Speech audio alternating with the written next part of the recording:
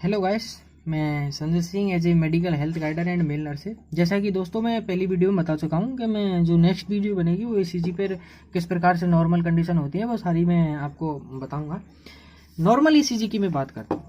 Normal ECG जैसे ही atrium systole होता है, एट्रियम का डिपोलराइजेशन होता है तो पी वेव जनरेट होती है। ये पी वेव जनरेट हो गई, पी वेव जनरेट होती है, पी वेव जनरेट हो गई। उसके बाद में जो हर्ट होता है, जो ए बी नोड तक जो वेव होती है, ए बी नोड 0.1 सेकंड के लिए वेव को होल्डिंग रखता है। उस टाइम ड्यूरेशन में जो गैप आता है वो पी आर इंटरवल कहलाता है। उसके बाद में जब वेंट्रिकल सिस्टोल होता है तो क्यू आर एस कॉम्प्लेक्स बनता है। क्यू आर एस कॉम्प्लेक्स बन गया, और क्यू आर एस कॉम्प्लेक्स बनने के बाद वेंट्रिकल जब डायस्टोल होता है तो टी वेव जनरेट होती है। टी वेव जनरेट होती है। इसी प्रकार से एक ईसीजी कंप्लीट होती है। मैं इसको बताता हूँ आपको। ये हो गया पी क्यू आर एस और टी। अब मैं बात करता हूँ, जैसे ही एट्रियम सिस्टोल से स्टार्ट होता है पी आर इंटरवल, और कहाँ तक, जब तक क्यू वेव जनरेट नहीं होती है। अब मैं बात करता हूं, वेंट्रिकल सिस्टोल हुआ, क्यूआरएस कॉम्प्लेक्स बना। अब मैं बात करता हूं एस, ये होता है जे पॉइंट, ये जे पॉइंट होता है, और ये टी वेव हो गई, और ये होता है S T segment, S T segment, और ये होगा वेंट्रिकल। जैसे ही रिपोलराइजेशन होता है तो टी वेव जनरेट होती है, ये होता है आइसो इलेक्ट्रिकल लाइन होती है, और कई कई कंडीशनों में यू वेव भी जनरेट हो जाती है। वो उसका कोई भी अननोन रीजन है, कोई भी पर्टिकुलर रीजन नहीं है कि क्यों यू वेव जनरेट होती है, इडियोपैथी है।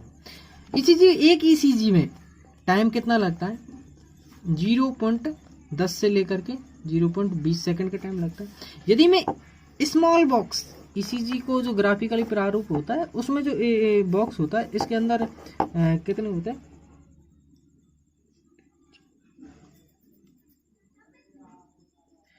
1 2 3 4 5 5 ग्राफिकली होते हैं। 2 3 4 5 हो गए। जो एक स्मॉल बॉक्स है उसका ड्यूरेशन है 0.0, स्मॉल बॉक्स हो गया। अब मैं बात करता हूं पी वेव। जैसे ही ऐसे नोड से वेव ऑफ जनरेट हुई, ऐसे नोड से आर्टेरियल सिस्टोल हुआ, आर्टेरियल जैसे कि डिपोलराइजेशन भी बोलते हैं, उसको टाइम लगता है 0.08 सेकंड। मतलब मैं सीधी सी बात कहूँ तो पी वेव को जनरेट होने के लिए 0.8 सेकंड का समय लगता है। और ये कितना, 2 स्मॉल बॉक्स में जितना टाइम लगता है उतने ही 2 स्मॉल बॉक्सों में, जैसे कि मैंने बताया 0.04 सेकंड का समय, तो 0.08 सेकंड का किसमें पी वेव जनरेट लगा, तो 2 स्मॉल बॉक्स के बराबर है। अब मैं बात करता हूँ पी आर इंटरवल। जो पी आर इंटरवल लगता है, पी आर इंटरवल क्या होता है, एट्रियम का डिपोलराइजेशन, मतलब एट्रियम सिस्टोल होना और वेंट्रिकल का सिस्टोल होना, इन दोनों के सिस्टोल होने के जो बीच का टाइम ड्यूरेशन लगता है वो क्या कहलाता है, पी आर इंटरवल। मतलब इन दोनों के, जैसे कि वेंट्रिकल सिस्टोल, एट्रियम सिस्टोल और वेंट्रिकल सिस्टोल, दोनों के जो बीच का समय लगता है वो पी आर इंटरवल कहलाता है। अब क्या होता है, it is the holding capacity of A B node. A B node जितना होल्ड रखेगा पी आर इंटरवल उतना ही बढ़ेगा, और ये ए बी नोड जितना ही जल्दी वेव को बंडल ऑफ हिंस पर जब फाइबर के लिए ट्रांसफर करेगा तो पी आर इंटरवल उतना भी कम आएगा। वो डिफिकल्टी है, वो एबनॉर्मलिटी है, मैं उसको आगे बताऊंगा।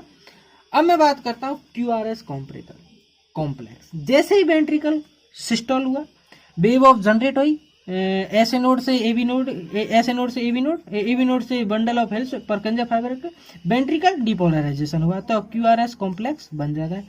QRS कॉम्प्लेक्स बनने में 0.066 सेकंड से 0.10 सेकंड का समय लगता है। ये जो अब मैं बात करता हूँ जो स्मॉल बॉक्स, 1.5 स्मॉल बॉक्स से लेकर के 2.5 स्मॉल बॉक्स में होता है जो QRS जो QRS कॉम्प्लेक्स जो बनता है वो 1.5 से 2.5 जो स्मॉल बॉक्स है उनके अंतर्गत आता है।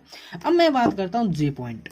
जे पॉइंट कहता है, जे पॉइंट ये दर्शाता है कि जो वेंट्रिकल सिस्टोल हुआ है उसका यहाँ आकर के एंड होता है, और यहाँ आकर के जब वेंट्रिकल सिस्टोल का एंड हुआ तो इसका मतलब वेव ऑफ कंट्रैक्शन जनरेट हुई थी उनका भी एंड हुआ है, जो वेंट्रिकल डिपोलराइजेशन हुआ उसका भी एंड हुआ है। अब मैं बात करता हूँ एसटी सेगमेंट। ये क्या होता है? ये क्या होता है?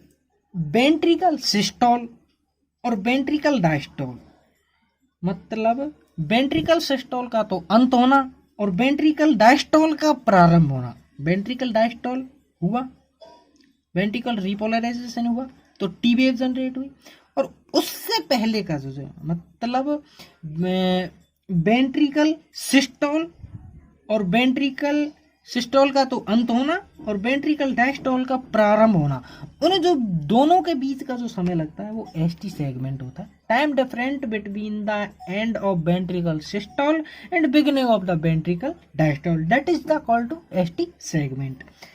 अब मैं बात करता हूँ एसटी सेगमेंट में कितने देर का टाइम लगता है। इसमें 0.08 सेकंड से लेकर के 0.12 सेकंड का समय लगता है। ये हो गया एसटी सेगमेंट। अब मैं बात करता हूँ टी वेव।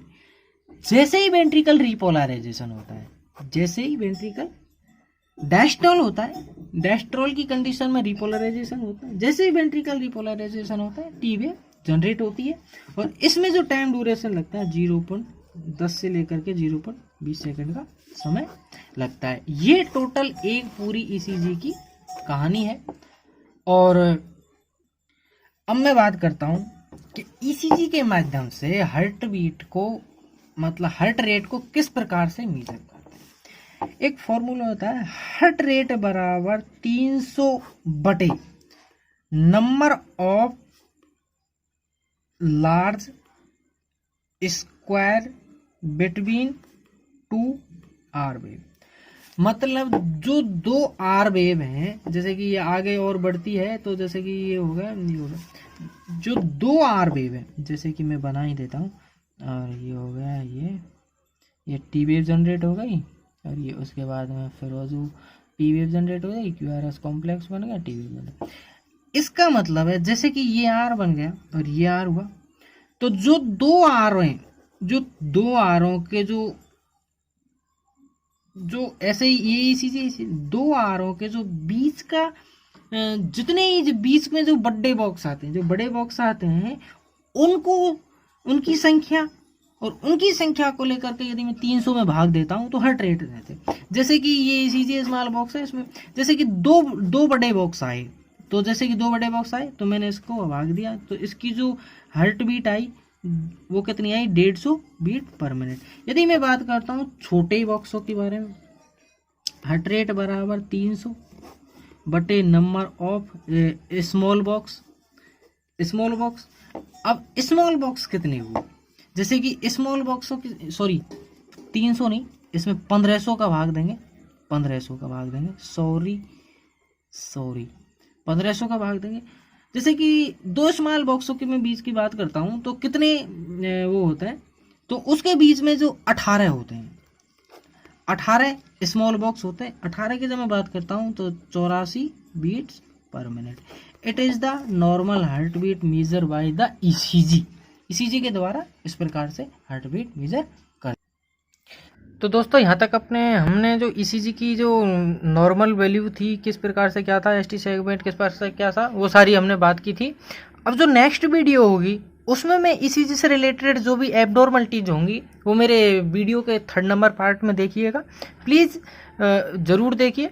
और जब तक के लिए चैनल को सब्सक्राइब करें, बेल आइकन को दबाएं और वीडियो को ज़्यादा से ज़्यादा शेयर करें, और यदि वीडियो अच्छी लगी हो तो कमेंट करके बताएं।